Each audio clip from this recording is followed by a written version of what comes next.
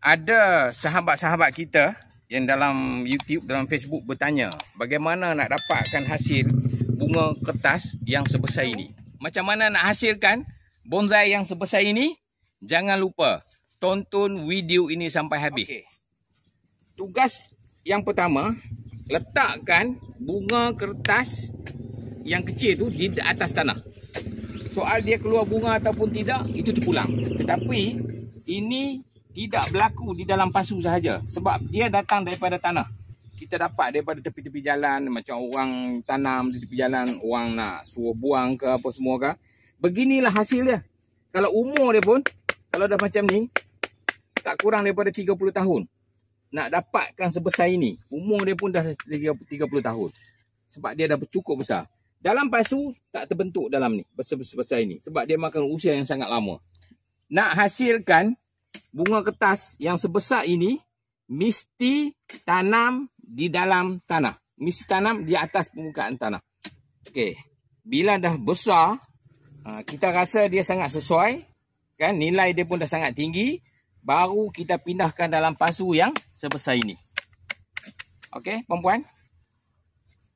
Tengok dia punya bunga. Bunga yang cantik, ya. Spesies bunga ni bunga yang cantik. Kan? Bila kita letak dalam pasu, lebih kurang dalam 3 tahun, nanti di sini semua dia akan keluarkan bunga. Pohon dia tanpa daun. Bermakna daun dah tak ada. Keluar bunga saja. Bayangkanlah, kalau sepohon yang macam ni, bunga keseluruhan. Masa itulah bonsai menjadi nilai dia sangat tinggi. Hari ini, Cik Pozi nak tunjuk kepada kawan-kawan semua, cara kita nak pindahkan pokok pergi ke tanah. Sebab pokok ni pun kita tengok dia macam tak nak tumbuh, tak nak berbunga, kurus, dia tak segar. Sekarang tip dia saya nak share dengan tuan-tuan semua. Kita terpaksa pindahkan pokok ni ke tanah supaya dia mendapat lebih oksigen.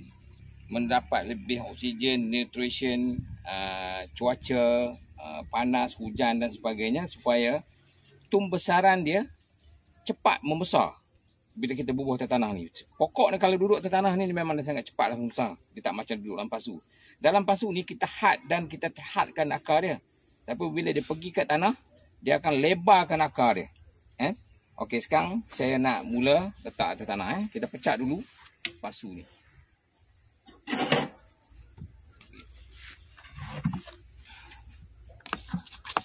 Kat bawah-bawah ni kadang-kadang dia ada semut lah, kan? Kemudian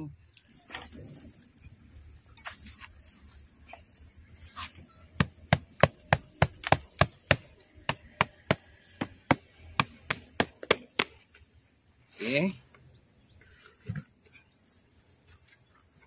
ni dia dah tekan. Berhati-hati, kadang dia boleh patah. Ni tengok, kadang-kadang semut pun banyak, ya. Semut pun banyak. Okey, sekarang saya nak pergi ambil dia punya racun semut.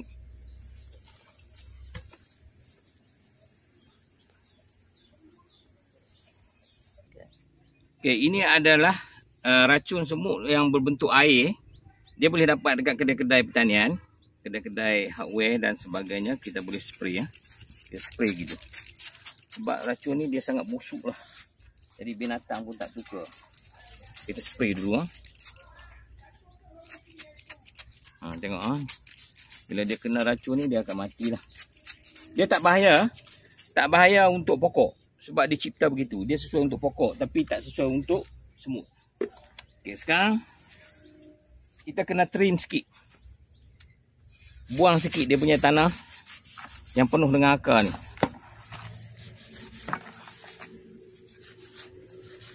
Pisau yang tajam, kalau pisau tumpul dia tak makan tanah. Rumput ni pun kita potong supaya jangan tanaman kita ni penuh dengan rumput-rumput. Okey, pacak itu kita buang sikit. Ini perlu, akar dia ada tapi dia tak nak membesar. Nampak? Dia tak nak pergi tanah. bila dah dia besar, sesuai untuk dibuat bonsai. Sebab dia kalau kuning sahaja, kadang-kadang ada akar yang masam. Telur pun banyak, telur semut. Kita spray lagi. Okay. Nanti bila dia bau racun ni, dia tak datang lagi lah. Kalau dia tak mati pun. Okey, tolong abang letak kat situ. Okey, sekarang kita cuba tanam ni. Ambil tanah baja, tanah hitam. Ini tanah baja organik daripada najis haiwan. Warna tai ayam lah. Tai ayam yang sudah dikeringkan. Dia tidak boleh juga bubuh yang tanah yang baru ni, ada yang lama dah. Yang kita kata kita jemur panas lebih kurang dalam 6 bulan, 7 bulan. Biar dia betapa tu, supaya kandungan masin dan asid pada tai ayam tu dia tidak mematikan pokok sebab dia panas. Tai ayam ni dia panas. Okey, ambil lagi satu baja tu. Kau siap-siap.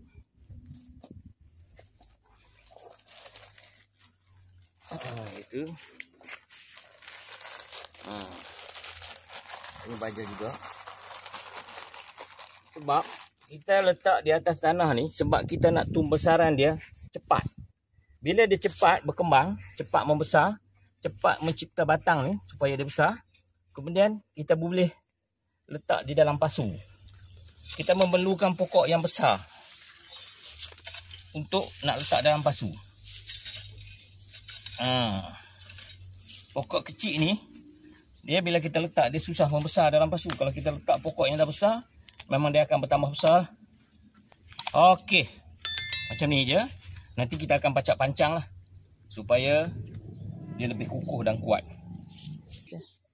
Okey, kawasan yang kita letak ni, dia agak subur lah. Kalau kita tengok pokok betik pun, cuba tengok pokok betik dengan besarnya, penuh dengan bunganya, kan? Warna tanah kawasan ni memang subur.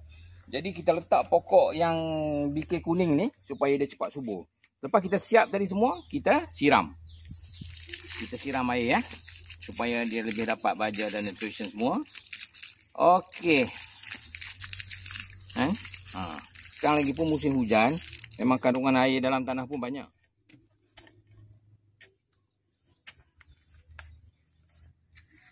Okey, ini adalah contoh BK Sirih Junjung yang kita dah tanam lebih daripada 20 tahun. Semasa dulu kita tanam, bila dah besar baru kita pindahkan dalam pasu. Tengok dia pergi besar mana, kan?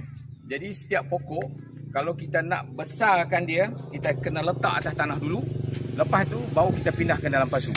Ini bonsai. Ini sangat mahal ni, sebab dia spesies daripada Sirih Junjung. Ini nampak, perempuan nampak dia punya spesies lain. Sebab kita dah kahwin, kita dah kacuk. Kita dah kahwin. Ada yang daripada color merah striking, daripada Sirih Junjung, daripada color macam sirap Bandung, lebih kurang macam tu lah. Ada yang daripada spesies color kuning, kan?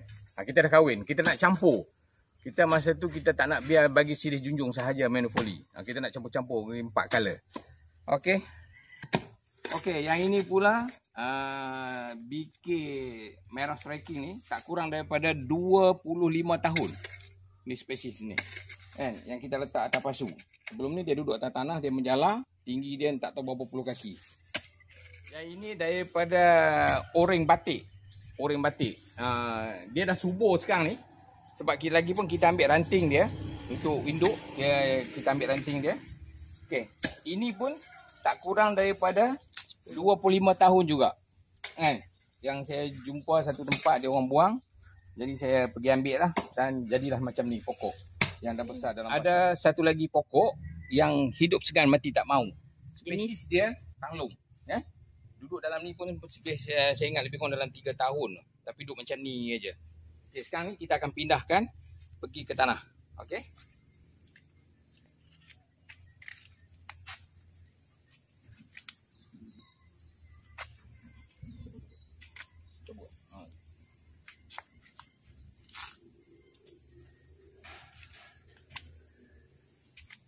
Sekarang kita cabut dulu, keluarkan daripada pasu.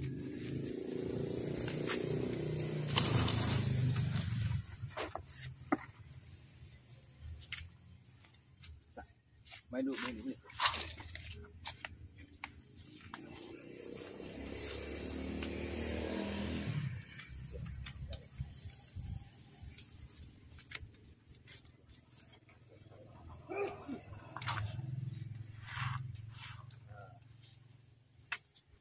Okey. Sekarang kita nak cabut pasu. Tarik dah. Gitu.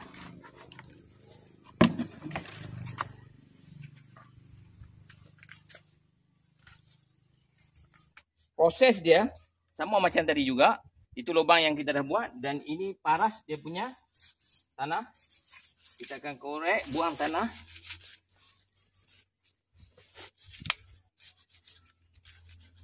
Supaya dia lebih menerima oksigen daripada tanah.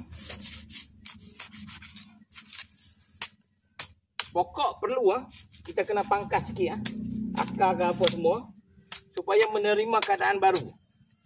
Keadaan baru ni macam penghijrahan lah. Ya.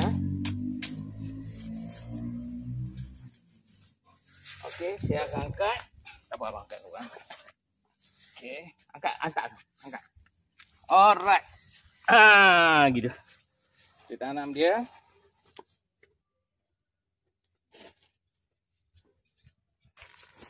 Okey, kita bubuh sikit baja kompos. Yang dah kita kompos di tepi-tepi dia untuk mendapat nutrition. Okey. Dan kita tanam. Okey, perempuan tengok kalau ada rumput-rumput ni kita cabutlah ya. Supaya jangan dia penuh dengan rumput pula. Okey. Bila kita buat macam ni, kita akan siram. Okey, pergi ambil air untuk siram. Mana air? Okey, tengok keadaan dia. Dia macam kurus gitu, dia tak mau naik. Sekarang kita hendaklah bubuh pancang juga. Jangan tak bubuh pancang. Nanti bila waktu angin dia tolak, pokok ni akan tumbang dan akan patah.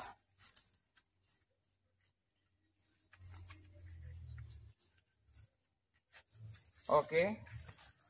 Sekarang kita siram untuk dapatkan air supaya dia lebih segar, lebih subur, lebih mendapat oksigen daripada tanah dan mengeluarkan tunas-tunas yang baru dan memiliki bunga yang cantik dan segar. Okey, tip Cik Pozi hari ini, kepada yang berminat bolehlah follow dan subscribe channel Cik Pozi. Selamat menonton.